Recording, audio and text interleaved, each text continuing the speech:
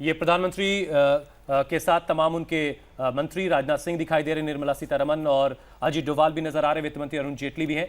और इस कार्रवाई की पूरी डिटेल उनको जानकारी पहले भी अजीत डोभाल ने दे दी थी। और इस बैठक के बाद आनंद प्रकाश पांडे भी हमारे साथ लगातार जुड़े हुए। आनंद, आपके पास क्या अपडेट है इस मीटिंग को लेकर?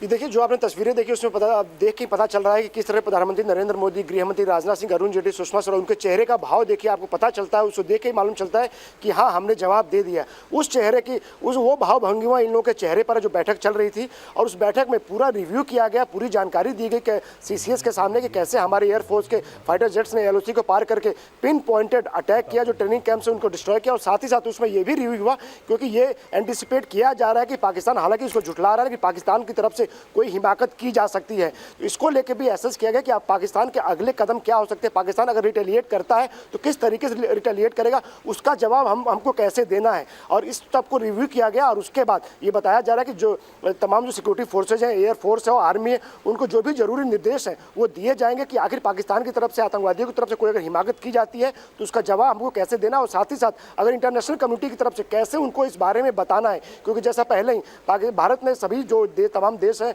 वहाँ पे अपने जो राजदूत हैं उनको ये जानकारी दे दी थी कि किस तरह जैसे मोहम्मद का हाथ था पुलवामा अटैक में, जिसमें हमारे 40 से ज़्यादा जवान शहीद हुए थे।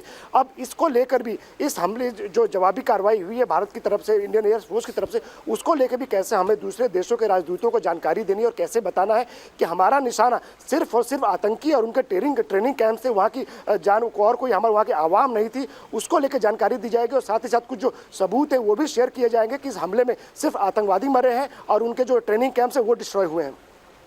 बिल्कुल, 200 से 300 आतंकी मारे गए, लेकिन पाकिस्तानी सेना के प्रवक्ता के दफ्तर की तरफ से ट्वीट करके ये कहा जा रहा है कि किसी भी तरह का जान का नुकसान नहीं हुआ है और ना ही किसी तरह के इंफ्रास्ट्रक्चर का नुकसान पहुंचा है।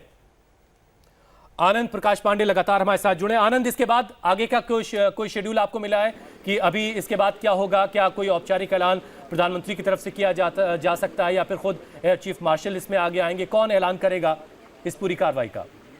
जी, की जो जानकारी मिली, ये कहा जा रहा है कि पहले इंडियन एयरफोर्स की तरफ से इस स्ट्राइक के बारे में बताया जाएगा। जो ऑपरेशनल डिटेल्स हैं जितनी साझा की जा सकती हैं वो साझा की जाएंगे। और उसके बाद सरकार की तरफ से भी एक बयान आएगा। हो सके अरुण जेटली इस लेकर इसको प्रेस कॉन्फ्रेंस करें। हालांकि अभी जो भी मॉडलिटीज़ है वो तय की जा रही है। और CCS की बैठक में ये तय हुआ था कि पहले इंडियन एयरफोर्स की तरफ से जानकारी दी जाएगी पहले, उसके बाद जो सरकार की तरफ से कोई बयान दिया जाएगा। और यही वजह है कि तमाम जो रिव्यू किया गया CCS में, और साथ ही साथ विपक्ष को भी कैसे इसकी जानकारी देनी है, क्योंकि विपक्ष ने सरकार के साथ और भारतीय सेना के साथ तो खड़े, और इस बात को लेकर उन्होंने पहले भरोसा दे दिया था कि सरकार और सेना जो भी कार्रवाई करती है पूरा विपक्ष उनके साथ है, यानी कि पूरा देश एकजुट है।